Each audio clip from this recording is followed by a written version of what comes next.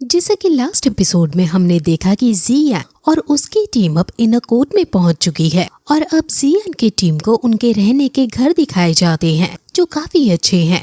ये सिर्फ 4 लोग थे, इसलिए एल्डर 5वें के बारे में पूछते हैं कि वो कहाँ गया, जिस पर होशिया गुस्सा करते हुए बताती है कि वो तो व्हाइट शाह की टीम को ताकतवर देखकर हमें छोड़ गया और हमसे धोखा कर गया।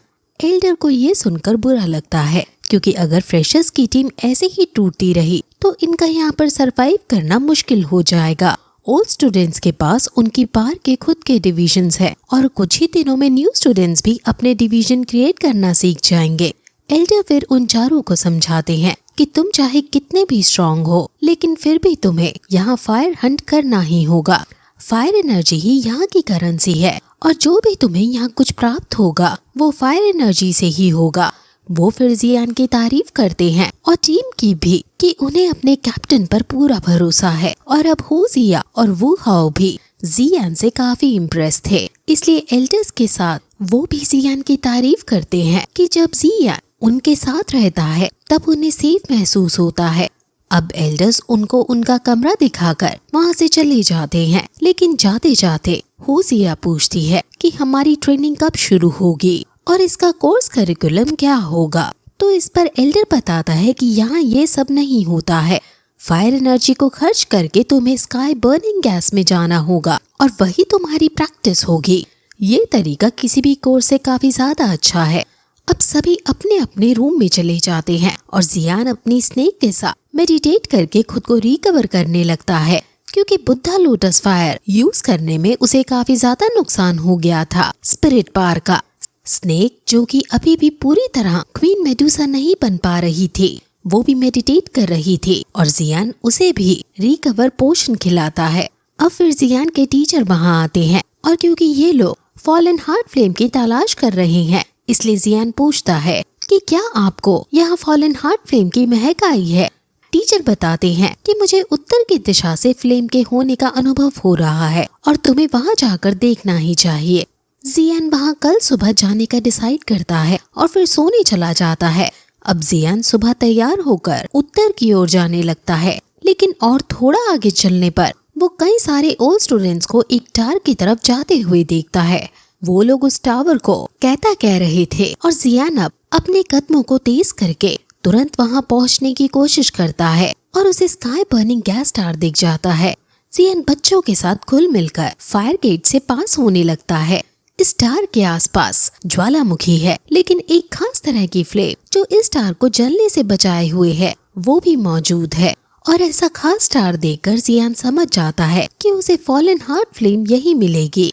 जियान बिना टाइम वेस्ट किए तुरंत फायर गेट को पास करके अंदर जाता है और अंदर बहुत ज्यादा शांति थी। सभी लोग एक गुफा जैसी जगह में जा रहे थे और जियान भी वहाँ जाने लगता है, लेकिन उसे काफी चक्कर आने लगते हैं और तभी उसके अंदर हम कुछ घुसता हुआ देखते हैं और वो चीज अंदर घुसकर जियान के हार्ट पर अटैक कर देती है और उसका हार्ट जमने लगता है। वो अपने स्पिरिचुअल रियलम में पहुंच जाता है और अपनी फ्लेम्स का यूज करके उस चीज को बाहर निकालने की कोशिश करता है। वो क्विंगलिंग अर्थ फायर फ्लेम का यूज करके अपनी फुल बॉडी को गर्म करता है और उस चीज पर अटैक करता है और फिर मेडिटेट करने लगता है, लेकिन उसे समझ नहीं आता कि आखिर ये चीज उसकी बॉडी के अंदर घुस कैसे गई, क्योंकि उसके पास जो फ्लेम्स हैं वो किसी फॉरेन चीज को अंदर घुसने से रोकती हैं। उसके टीचर वहाँ आकर इसको नोटिस करते हैं और कहते हैं कि ये इनविजिबल एंड कलरलेस फ्लेम है जो सीधे हाथ पर हमला कर रही है। इसने कोई अपना ट्रेस भी नहीं छोड़ा है। टीचर फिर सभी चीजों को परख कर समझ जाते हैं कि ये फॉलिंग हार्ट फ्लेम है। जियान कहता है कि तो क्या मैं इसे एब्जॉर्ब कर सकता हूँ। वो फिर इसे एब्जॉर्ब करने की कोशिश करने लगता है, लेकिन उसके टीचर उसे जल्दबाजी न करने को कहते हैं और बताते हैं कि मुझे कुछ ठीक नहीं लग रहा है। ये आसपास जो तुम्हारे है ये फॉलन हार्ट फ्लेम की सिर्फ एक मैनिफेस्टेशन फॉर्म है। फॉलन हार्ट फ्लेम बहुत ज्यादा ताकतवर होती है, लेकिन ये तो तुम्हारी क्विंगलिंग फायर फ्लेम के आगे ही हार रही है। ये फ्लेम फॉलन हार्ट हो ही नहीं सकती। ये सिर्फ फॉलन हार्ट फ्लेम की स्प्लिट फ्लेम है जो तुम्हारे अंदर घुस गई है और अगर तुम इसे एब्जॉर्ब भी कर लोगे तो भी तुम्हारी कल्टीवेशन नहीं बढ़ेगी। लेकिन अब उन्हें पक्का हो गया है कि ये फॉलन हार्ट फ्लेम इसी टावर में है। अब इन्हें समझ आ जाता है कि इस फ्लेम की वजह से यहाँ के स्टूडेंट्स इतनी जल्दी कल्टीवेट कर पाते हैं। अब टीचर उसे अर्दलिंग फ्लेम को इस स्प्लिट फ्लेम के थ्रू पास करने को कहते हैं ताकि ये इससे फ्री हो सके, और जियान अब ऐसा ही करता है। आसपास के बच्चे जियान को देखकर कहते हैं कि हर साल कोई ना कोई फ्रेशर यहाँ आ ही जाता है और फिर इस तरह बिना ट्रेनिंग के इस खतरनाक जगह पर आने का दुख भोगता है। अब फिर वहाँ एक लेडी आती है जो आसपास के बच्चों को जियान का मजाक उड़ाने के लिए डांटती है, और इस लेडी का नाम हान यू है। वो कहती है कि स्काई इंसर्नेशन डार्क के अंदर पहली बार घुसने पर हार्ड फायर बर्निंग टेस्ट का सामना करना ही पड़ता है।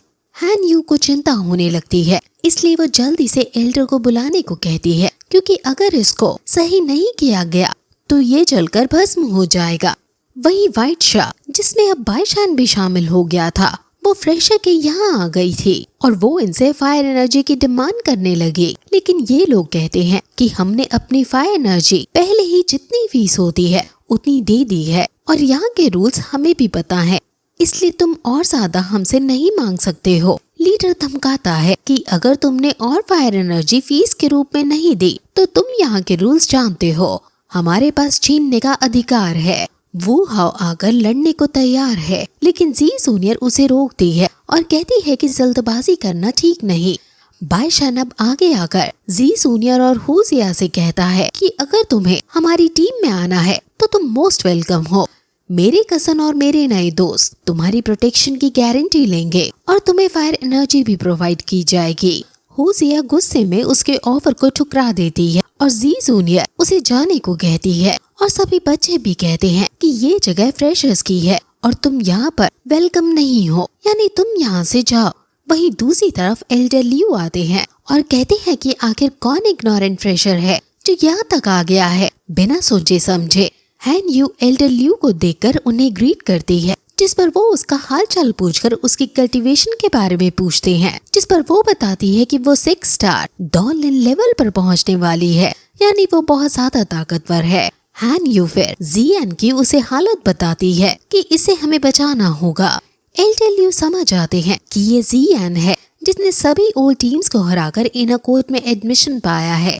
जियान अभी भी इस टेस्ट में जिंदा है, ये बात उनको सच में काफी हैरान करती है। वहीं जियान अब अर्दलिंग फ्लेम का यूज करके फाइनली स्प्लिट फ्लेम को तोड़ देता है और फ्री हो जाता है, और बची हुई स्प्लिट फ्लेम से वो खुद को ही हील करता है। वहीं अब एल्डर लियू उसको बचाने के लिए अपनी फ्लेम से जियान को फ्री करने की कोशिश करते हैं, और जब उनकी फ्लेम जियान से टकराती है तो वहाँ बहुत बड़ा विस्फोट होता है, जिससे सब घायल हो जाते अगर अंत में एल्डर शील्ड एक्टिवेट नहीं करते तो। ये इतना बड़ा विस्फोट था कि बाहर खड़े हुए बच्चों को भी ये सुनाई देता है, और अब जियान होश में आ जाता है। एल्डर लियू जियान की ताकत अब खुद अपनी आंखों से देखकर समझ जाते हैं कि ये जीनियस है, और उसे कहते हैं कि तुम इतने सालों में पहले ऐसे लड़के हो जो इतनी देर तक टिक पाया है। वो फिर उसे अपना इंट्रो देते हैं कि मैं यहाँ के फर्स्ट फ्लोर का डार्क गार्डियन एल्डर हूँ और लोग मुझे एल्डर लियू कहते हैं। वो उन्हें ग्रीट करता है और फिर जियान को हान यू से मिलवाता है, और जियान उससे हैंडशेक करता है, जिस पर हान यू कुछ सोचकर उसे हाथ मिला लेती है, और एल्डर ये देखकर हैरान है क्योंकि हान यू ज्यादा किसी से हैंडशेक नहीं करती है।